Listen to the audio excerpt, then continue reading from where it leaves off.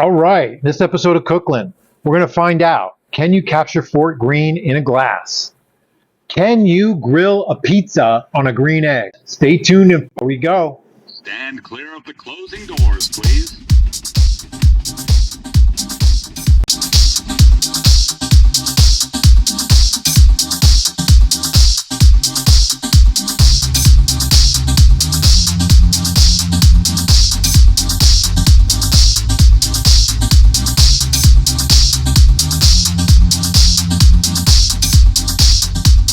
So I know we ain't gonna talk about Fort Greene without having a drink and something to eat. What we doing, Don? A little idea of the Fort Greene Fizz. Yes. I got the inspiration from the neighborhood, a neighborhood that I lived in for 8 years. Yes. Very diverse, so the drink is diverse. Right.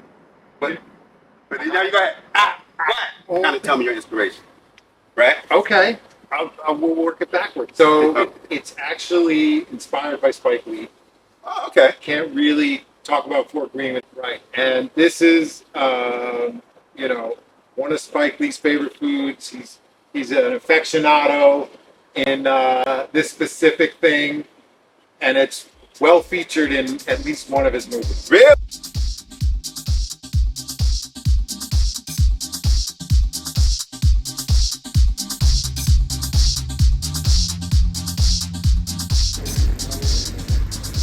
Cool. Hey, what's good, Brooklyn? What's good, world? What's up? Okay, Frau, what's going on? That's my surprise. All right. Tell me about it. All right, so as you can see, you see the dough here. You know we're making pizza. So here we go. This is, I got a little red sauce that I put together last night. Got some fresh dough. Cool. You can make it or you can buy it, whatever you want to do. Mozzarella, of course. And then after that, it's really whatever you want to do. In this case, we're going to do a little onion, pepper, and garlic. So we're doing kind of a veggie situation. All right, let's get into it. All right. Now, before you go, just tell us real quickly, Farrell, your inspiration. Now, you said you said it was a secret. Yes. It's based on a Spike Lee movie. Yes. You got pizza. So what are we talking here? I mean, I'm sure everybody knows Spike Lee saw Do the Right Thing. Yeah, man. So this would be sort of homage to Mookie and Sal's. And awesome. Here it is. And cool. This is the part that either makes you hero or zero, right? And I like to just kind of stretch the ends a little bit like that. So the cornmeal is going to help us slide the pizza. Okay. Right? Because if we can't slide it off of this and onto the stone, then we're in a lot of trouble. Right. Then we're not having pizza. No, we're having pizza, Farrell. Okay.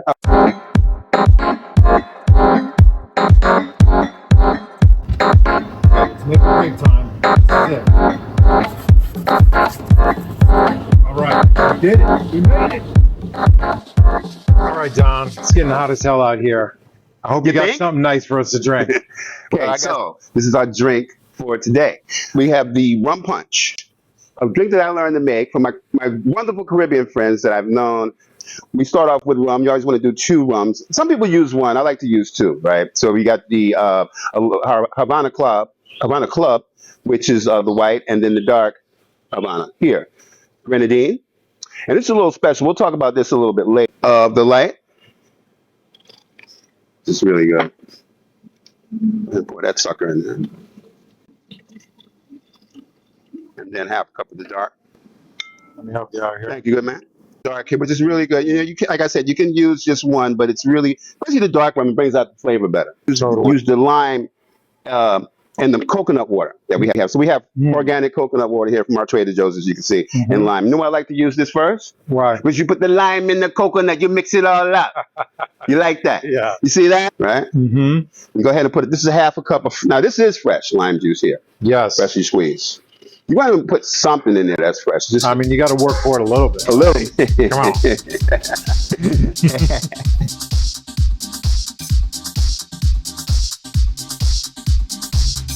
All right. So now this is the kicker here. This is the traditional Caribbean rum punch that I just did here for you. Our little twist, and what we call this drink, by the way, is called the Fort Greene Fizz. So that's my little twist on the Caribbean punch. So we're Here using comes the fizz. Here comes the fizz. This is Prosecco. called Checo, which is mango coconut. I got the mango because I thought that would be really good, more give it that tropical feel. Sure. So I'm gonna go ahead and eyeball this again too a little bit, and this is the fizz, right? So that's our take on it. It's just a rum punch with a little prosecco and a fizz. And go ahead and stir that up. And Brooklyn. Ready? And Fort Greene. Yeah. Let's do it. Go ahead and just do it.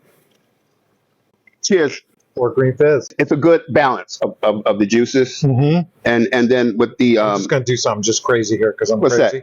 That? Okay, more fizz, baby. Just do your thing, whatever. And of course we'll put the recipe in the description. Give us a comment. What do you think about it? Drink, or you like what we're doing next, make sure you drop a like. And if you don't want to miss the next one, subscribe. I think we're about ready to throw it on. All right, so hang it started. All right, let's go check it out.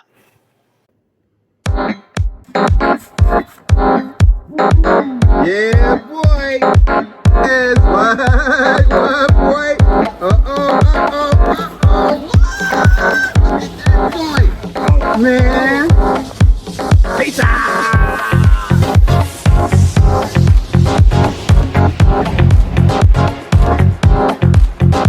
Got our cocktail. We got our pizza. Oh, thank you, sir. Look at that. Look at that. Beautiful, right? Cocktail. When you lived in Fort Greene, was it still a little crazy, or was it? Well, here's the thing. Settled down? Was it? To me, actually, was never crazy. Now, I understood when you lived there in '86, everything was crazy in Brooklyn back. Actually, this great neighborhood. Now, I did have friends that were a little bit nefarious, a little bit whatever, but I also had friends that were, professionals, Right. It's a beautiful neighborhood. There were a lot of professionals in Fort Greene. There's a lot of professionals there already. Fort Greene was almost two neighborhoods because there was the brownstone part, and then, you cross the park, you get a little bit here, then there was the projects part. The Myrtle Avenue. But then it became known as Black Hollywood, wasn't it? Black Hollywood. So this is the era that I moved there, right? So remember, this time when Spike Lee was at the height of his powers. Like, he was the guy. He was the man. Oh, and actually the first studio, 40 Acres of the Mule on DeKalb Avenue, was in the Firehouse. That's where he filmed his first successful independent film, which changed the game, which is She's Gotta Have It. Ernest Dickinson, which was his main director. Spike Lee's director. And then actors followed as well. Wesley Snipes, Rosie Perez, which was owned by our now mayor, Eric Adams. Chris Rock was there. So we had Karen Wheeler, actually, who you don't know, she's the British singer from the group Soul to Soul. They had that great tune, However You Want It, However Do You Need It. Too much. But I'm just singing. But we're going to get a strike for that? We visited Fort Greene this weekend for the annual Michael Jackson Prince party that Spike does every year, the block party. It's been on hiatus for 2 years, of course, for the pandemic. But it came back in full force, would you say?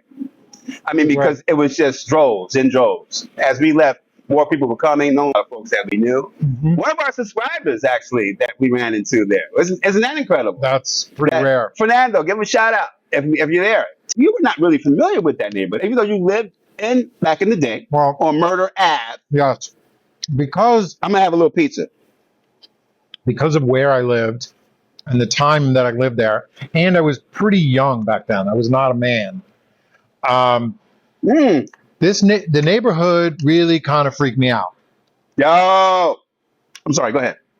So I didn't spend a ton of time hanging out in Fort Greene. I used to. It was more like a pilgrimage. To get to my house. Yeah, I was looking out, over my shoulder. Noticed when we went to Fort Greene Park recently, we saw, there's that giant monument there, and. Soldiers and Sailors, yeah. Yeah, I didn't actually know that there's a tomb there. Tomb. Yeah. Yes. Okay, so Navy, talk about that. It's back from the Revolutionary War, right? There was 11,500 American sailors and soldiers. You notice I didn't say airmen. Sailors and soldiers. He got to get it in, right? He's got to get the date. Go ahead, please. Were captured by the British, and they had prison ships, and the conditions on these ships were so bad that 11,500 Americans died. in the prison ships, right? And most of them were just thrown overboard. And so, Really? I didn't know that. and so like it was called Willoughby Bay back then. You know, there were literally like bones and stuff you could see sticking out of the water. You know, when the tide went down. It's crazy. Yeah. So finally, they decided to do something. The Daughters of the American Revolution tried to do stuff. Right. You know, the government got involved. There was a lot of like attempts. And finally, you know, the city, the state, the federal government, and some private organizations all sort of raised $100 grand. Right. And that really started it. It didn't finish it. Okay. And then there was like, you know, there was some vandalism that kind of went down. So eventually, you know, the door got bashed in. Even there's eagles at the bottom of the statue or of the tower, and they were stolen. And Brooklyn, iconic places in Fort Greene as well. I mean, you have BAM, the Brooklyn Academy of Music. Yeah. And several, I mean, Alvin Ailey, dance group, things like that. I actually saw a premiere of Cooklyn.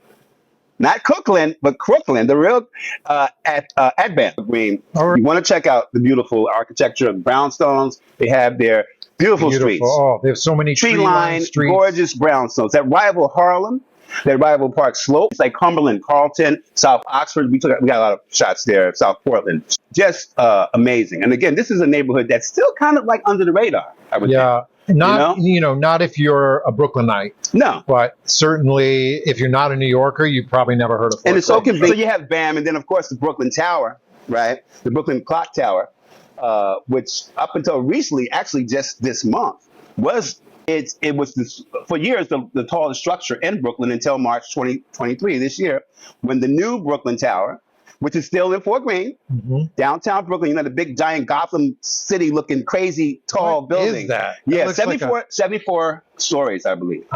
So that's the new Brooklyn Tower, you know? It looks like the Bat Tower. It is. Rappers, musicians, a lot of jazz musicians as well. Fort Greene. Betty Carter, one of my favorite jazz vocalists. If you don't know her, check her out. She's amazing. There's a lot of historical black culture in Fort Greene. Richard Wright, our famous author, for the classic novel Native Son. If you haven't get a chance to read that, it's considered an American classic. Richard Wright. He wrote it there? Yeah, in Fort Greene Park, by the way. Yeah. So there's a lot of contributions out of Fort Greene. Yes. I hope you enjoy it, and please try it. And you got some culture to chew on. Don't forget to like and subscribe. Come back and join us. Peace. Greene. Greene. Then the Fort Greene. Home of Spike. And Rosie. Chris Pie. Fort Greene Pie. Stand clear of the closing doors, please.